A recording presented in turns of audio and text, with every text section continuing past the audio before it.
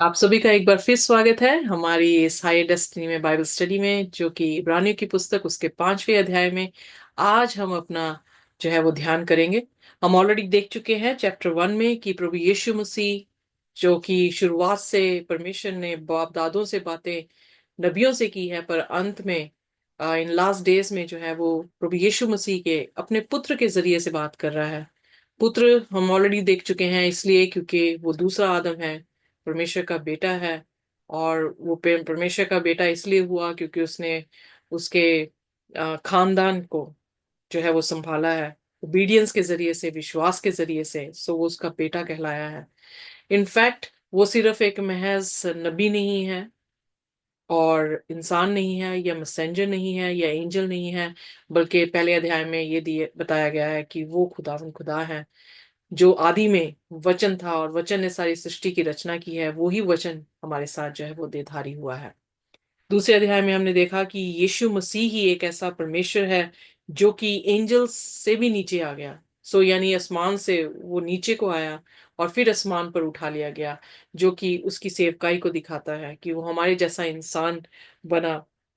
और वो descended of Abraham है। दूसरे अध्याय उसके 16वीं आयत में खास करके यहाँ बयान किया गया है कि वो इब्राहिम की संतान से आया है, यानी मांस और लहू से उसने जो है रचना की है। और रचना करने पे खुदा का ये प्लान था कि वो आदम दूसरा आदम बने, यानी मांस और लहू को लेकर आए और फिर यहाँ पर पकीजगी कायम रखे, खुदा के हुक्मों में वो कायम रहे, ताकि उसकी कुर्बानी हमारे बिहाफ पर जब दी जाए तो पिता उसे कबूल कर सके। क्योंकि जितने भी नबी आए सब पाप में पैदा हुए, पाप में मर गए, और उनकी कुर्बानी किसी भी तरह से इंसानों के लिए कफारा नहीं बन सकती थी।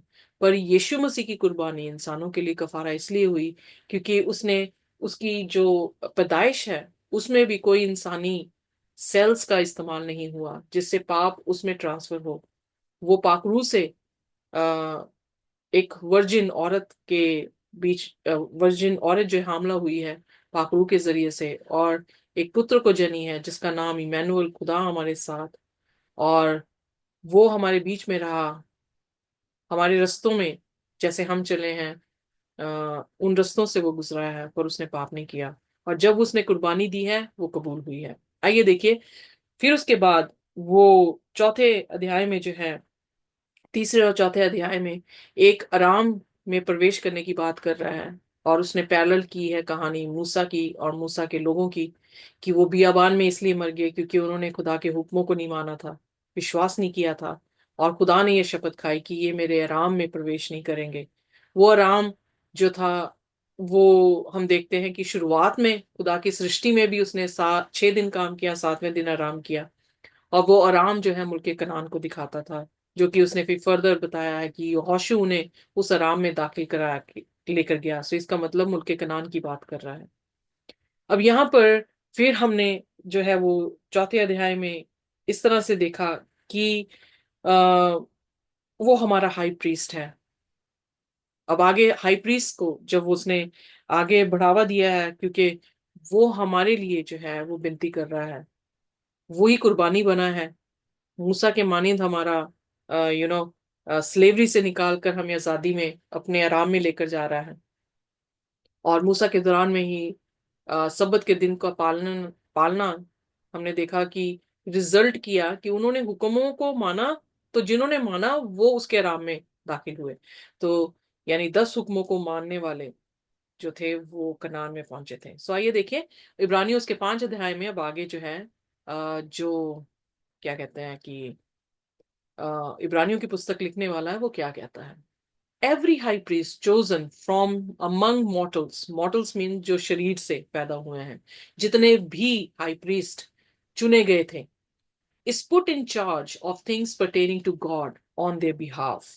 So वो खुदा से ली हुई तालीम के जरिए से अपने काम को कर रहे थे और उन लोगों के बिहाफ पे काम कर रहे थे। सो ये हम बड़े आराम से अंडरस्टैंड करते हैं ओल्ड टेस्टामेंट में कि जो हरून था या हाई प्रीस्ट था, जो लिवाइट्स थे, उनके काम क्या थे कि वो जो पापी थे उनके बिहाफ पर जो है वो मेमना चढ़ा रहे थे, मेमने का लहू जो है वो लेकर होली प्लेस में, और फिर साल में एक बार मोस्ट होली प्लेस में दाखिल होते थे ताकि उनका कफारा जो है वो हो सके। सो ये यही बात जो है यहाँ पर इब्रानी या हिब्रू लिखने वाला जो है वो कह रहा है, हिब्रूस लिखने वाला कह रहा है।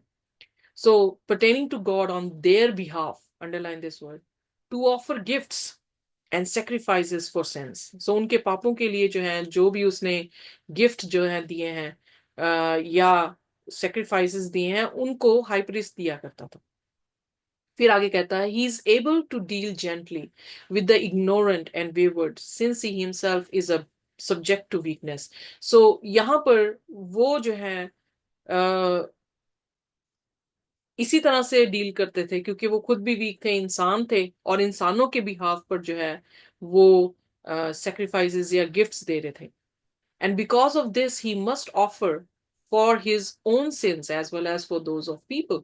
सो इसीलिए जो लेवी थे या हाई प्रीस्ट होते थे वो अपने लिए भी सेक्रीफाइस ऑफर करते थे और इजरायली कौम के लिए भी किया करते थे। And one does not presume to take this honor, or but takes it only when God by only when called by God, just as Aaron was। So यहाँ पर एरन का जो कि पुराने नियम में बहुत ही एक अहम करेक्टर है, उसके बारे में यहाँ पे जिक्र किया गया है। अब एरन ही जो था वो हाई प्रीस्ट था, पर जब यीशु मसीह को उसने कहा है कि हर हाई प्रीस्ट से ऊपर हाई प्रीस्ट है, तो हम हरून का अगर एग्जाम्पल ले तो हरून परफेक्ट हाई प्रीस्ट नहीं था, क्योंकि वही था जिसने गोल्डन काफ बनवाया और लोगों से जो है उसकी पूजा करवाई थी। So he was not a perfect man as a high priest, पर उसने अपने पापों की क्षमा मांगी, खुदा ने कबूल किया, खुदा ने अपना काम उसको फिर सौंपा, और उसने जो है खुदा के हैकल में काम किया, पर वो भी मुल्क कनान में नहीं प्रवेश कर पाया क्योंकि डिसोबीडियंस के कारण। बट यहां पर 5वें वचन में लिखा सो ऑल्सो क्राइस्ट। सो अब वो एरन के साथ जीसस की कंपैरिजन कर रहा है। 3 और 4 अध्याय में हमने देखा मूसा का यीशु मसीह के साथ, कि मूसा से बेहतर यीशु मसीह है। अब यहां पर हरून से बेहतर यीशु मसीह को दिखा रहा है। So also Christ did not glorify himself in becoming a high priest, but was appointed by the one who said to him, You are my son. Today I have begotten you। सो उसने हमने खुदाम यीशु मसीह की जिंदगी को जब देखा है अंजीलों में, तो हम ये पाते हैं कि प्रभु यीशु मसीह ने अपनी महिमा नहीं की बल्कि उसकी की जिसने उसे भेजा था। और वो कौन थे? पिता परमेश्वर थे, यानी गॉड हेड के फर्स्ट पर्सन फादर, जिसको हम देखते हैं बाइबल में। तो यहाँ पे लिखा है you are my son today I have begotten you. हमने ऑलरेडी इब्रानी उसके पहले अध्याय में भी इसका जिक्र जो है वो पाया है कि पिता ने पुत्र से कहा कि तू मेरा इकलौता पुत्र है। और यही चीज हमने यूहन्ना 3:16 में पाई। परमेश्वर ने जगत से ऐसा प्रेम किया कि उसने अपना एक लौता पुत्र दे दिया। Begotten means of his kind, उसके जैसा, उसका स्वरूप, उसकी समानता में। As he says also in another place, दूसरी जगह पे उसने ये भी कहा है। कहाँ कहा है? वो है भजन संहिता 110 उसकी 4 में। You are a priest forever according to the order of Melchizedek. और मेल्की सदक की कहानी जो है वो उत्पत्ति उसके 14 अध्याय में उसकी 18वीं आयत में पाई जाती है कि मल्की सदक को दशवांश दिया गया। वो हाई प्रीस्ट के रूप में अब्राहम के पास आया है, और अब्राहम जो लूट लेकर आया था, लॉट को बचाते हुए गया था, उससे जब वो वापस मुड़ा है तो उसने दशवांश मल्की सदक को दिया। मल्की सदक का ना पिता ना माता जिक्र की गई है, ना उसका कोई गोत्र जिक्र किया गया है, पर मल्की सदक जो है राजा कहा गया है। सो मल्की सदक का नाम ही ये है, धार्मिक राजा। सो उसे शांति का राजकुमार कहा गया है जब हम उत्पत्ति उसकी 14 उसकी 18 आयत में पढ़ते हैं। And Melchizedek king of Salem, Salem in Shalom, Shalom in शांति, brought forth bread and wine। he was a priest of the most high God। और वो कहां से आया और हाई प्रीस्ट बना है? और यहां पर हम देखते हैं कि ब्रेड और वाइन का जिक्र किया गया है, जो कि यीशु मसीह के दौरान में यीशु मसीह की नई वाचा थी कि उसने जो है अपना बदन रोटी और अपना लहू जो कि वाइन के जरिए से आ, आखिरी समय पर, जो आखिरी लॉर्ड सपर है, मेज पर उसने अपने शागिर्दों के साथ खाया, जो ये याद करने को कहा गया था कि जब तक मैं दोबारा तुम्हारे साथ मेज पर ना बैठ जाऊं मैं नहीं खाऊंगा। और हम उसकी याद में ये लॉर्ड सपर का जो है रिवाज वो मनाते हैं, इस याद में कि उसने हमारे लिए अपना बदन दिया है, अपना लहू बहाया है और हमारे को उद्धार दिया है। सो यहां पर यही चीज कह रहा है 7वें वचन में, in the days of his flesh Jesus offered up prayers and supplications with loud cries and tears to the one who was able to save him from the death। जब गत्समनी में यीशु मसीह दुआएं कर रहे थे तो उनका लहू मतलब उनके आंसू लहू बन गए, उनका पसीना लहू बन गया, और वो यही प्रेयर कर रहे थे कि उस मौत से उसे बचा लिया जाए। And he was heard because of his reverent submission. और खुदा ने जो है उसकी दुआ को सुना वहां पर। बट उसकी दुआ ये नहीं थी, उसकी दुआ थी कि हो सके तो ये कटोरा मुझसे टल जाए, पर मेरी नहीं पिता तेरी मर्जी पूरी हो। और खुदा ने उस सबमिशन को, जो कि बड़ी पाक सबमिशन थी, जो किसी इंसान ने नहीं इतनी पाक सबमिशन खुदा के सामने की, उसने की, और खुदा ने उसकी दुआ को सुना। ऑल दो ही वॉज अ सन, चाहे वो उसका बेटा था या second person of God head था, ही लर्नड ओबीडियंस। उसने जो है आज्ञाकारिता सीखी थ्रू व्हाट ही सफर्ड, जो उसने वहां पर पीड़ा सही उसके जरिए से। And having been made perfect, क्यों? क्योंकि वो खुदा की वफादारी के साथ था, खुदा के हुक्मों की फरमानी कर रहा था, और खुदा के सामने सबमिशन उसकी पूरी थी। उसके कारण वो परफेक्ट जो है वो गिना गया। And he became the source of eternal salvation for all who obey him. और जो कोई भी उसके चाल चलन पर चलता है वो उसके लिए क्या बन गया है? इटर्नल साल्वेशन बन गया है। इसीलिए पहला पतरस का 2 उसकी 21 आयत में कह रहा है कि यीशु मसीह ने हमें इसलिए बुलाया है, जैसे वो पीड़ाओं से गुजरा है उसने उदाहरण हमारे सामने ठहराई है, ताकि हम उसके पद चिन्हों पर चल सके। और जब हम उसकी तरह अपने जीवन को बिताते हैं तो इटर्नल साल्वेशन हम में से कोई भी अलग नहीं कर सकता। 10वीं आयत में लिखा है, having been designated by God a high priest according to the order of Melchizedek. और जैसे मल्कीसदक हाई प्रीस्ट बना, उसी तरीके से प्रभु यीशु मसीह भी हमारे लिए क्या बन गया? महायाजक। सो यहाँ पर ओल्ड टेस्टामेंट के 2 किरदारों को यीशु मसीह के साथ जो है वो पैरेलल किया जा रहा है। नॉट एग्जैक्टली पैरेलल किया जा रहा है, पर उसकी टाइप को लिया जा रहा है। हरून जो कि हाई प्रीस्ट था, और मल्की सदक जो कि अचानक ही उभरा, पता नहीं कहां से आया, पर वो राजा। मल्की सदक भी एक हाई प्रीस्ट भी दिखाया गया, एक राजा भी दिखाया गया। यीशु मसीह हाई प्रीस्ट भी है, राजा भी है। और मल्की सदक के नाम का ही अर्थ यह है, धार्मिकता का राजा। सो यीशु मसीह ही हमारी धार्मिकता है। सो बिल्कुल पैरेलल जो है वो दोनों किरदार चल रहे हैं। 11वें वचन लिखा, about this we have much to say that in hard to explain. इसी के बारे में कह रहा है जो कि मुश्किल है समझाना। Since you have become dull in understanding, क्यों नहीं हम समझ पा रही हैं सारी चीजें? क्योंकि हमारी अंडरस्टैंडिंग बहुत ही कम हो चुकी है। हम खुदा की आत्मा से भरे नहीं हैं। खुदा के आत्मा का वरदान ही ये है। 7 आत्माएं जो कि प्रकाशित वाक्य में दिखी हैं पवित्र आत्मा की, वो यशाया 11 उसकी 2 में है कि वो समझ की, ज्ञान की, बुद्धि की, खुदा के डर की, उसकी प्राकर्मिक प्राक्रम की, और उसकी काउंसलिंग की जो है आत्मा जो हम पर ठहरता है। सो जब खुदा का आत्मा नहीं है हम इन बातों को समझ नहीं पाते।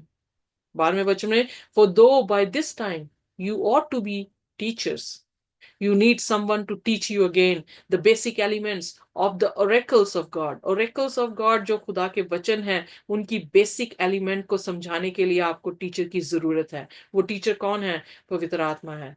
He is our helper at this moment. हमारे पास मोजिस नहीं, हमारे पास हारून नहीं, हमारे पास यीशु मसीह और उसकी आत्मा है, जो अपने कलाम को हम तक समझाने का एक जरिया बनता है। फिर आगे लिखा, you need milk not solid food.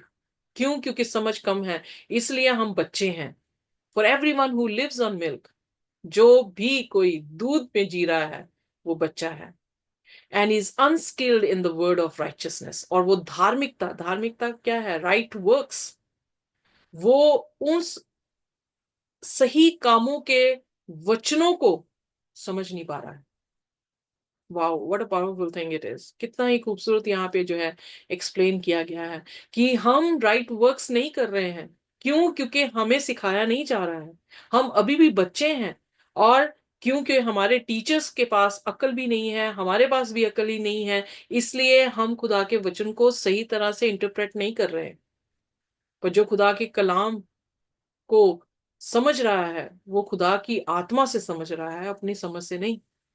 और अगर खुदा का आत्मा इन सभी मतलब बातों को लिखने वाला, यानी कलाम को लिखने वाला है, तो उसका इंटरप्रिटेशन भी जैसा उसने लिखवाया है वैसा ही आएगा, अलग नहीं आएगा। 14वीं आयत में लिखा, but solid food is for the mature, for those whose faculties have been trained by practice to distinguish good from evil. यही मैं चीज बता रही हूँ कि खुदा का कलाम एक दो धारी तलवार है जो डिस्टिंग्विश कर देता है किसको? बोन को मैरो से, उसके गुद्दे से, और बुराई को भलाई से। सो अगर कलाम आपको भलाई तक नहीं लेकर जा रहा या उसमें भिन्नता नहीं दिखा रहा है, तो अब तक हम क्या हैं? बच्चे हैं जो दूध पी रहे हैं, जिन्हें खुदा की धार्मिकता के वो कलाम की बातें समझ नहीं आ रही। सो बी मेच्योर। खुदा की आत्मा से आप मेच्योर हो सकते हैं, आप इन बातों को समझ सकते हैं और बुराई को भलाई से अलग कर सकते हैं और भलाई के पीछे चल सकते हैं, जो कि हमारा हाई प्रीस्ट यीशु मसीह है। अगर वो, हम उसके पीछे चल पड़े, सो इसीलिए कह रहा है कि फॉलो जीसस क्राइस्ट, उसे अपॉइंट किया गया है। और जब हम उसे फॉलो करते हैं, हम उसको उसको लर्न, उससे लर्न करते हैं, जैसे उसने लर्न की ओबीडियंस हम भी लर्न करते हैं 8वें वचन में, तो हम परफेक्ट बन सकते हैं, हमारे पास इटर्नल साल्वेशन हो सकती है। This is very important verse है। जो यीशु मसीह को ओबे करते हैं, उसके जैसे चरित्र को लेते हैं, वो स्वर्गीय घरों में पहुंच जाएंगे, वो उसके अनंत काल के आराम में पहुंचेंगे। सो यहाँ पर जो है हमें देखने को मिल रहा है कि इब्रानियों की पुस्तक लिखने वाला जो ऑथर है, वो हमें क्या चीजें सिखाने की कोशिश कर रहा है। पुराने समय में नबियों से बातें की हैं, पर नबी परफेक्ट नहीं थे। इसलिए हम उत्पत्ति में जब इब्राहिम, इसहाक और याकूब की जिंदगी को देखते हैं, तो वो परफेक्ट नहीं थी, पर एक्स्ट्रा ऑर्डिनरी गॉड उनके पास था। आज हमारे पास भी, हम परफेक्ट नहीं है, पर हमारे पास भी सामर्थी परमेश्वर है। अगर हम उसकी उंगली पकड़ के चलना शुरू कर देंगे, तो हम परफेक्ट हो जाएंगे। इसीलिए पहला पत्रस उसके पहले अध्याय में 15-16 में लिखा, be perfect as I am perfect. So इसलिए हम बन सकते हैं, ताकि हम इटर्नल साल्वेशन को पा सके। सो आइए हम प्रभु यीशु मसीह को ओबे करें, जैसा वो चला है वैसे चले, ताकि हमेशा का जीवन और उस आराम में प्रवेश करें जो उसने हमारे लिए रखा है। आमीन। God bless you all. खुदा की शांति और उसका इत्मीनान और उसका अनुग्रह हमारे साथ इसी तरह से बना रहे।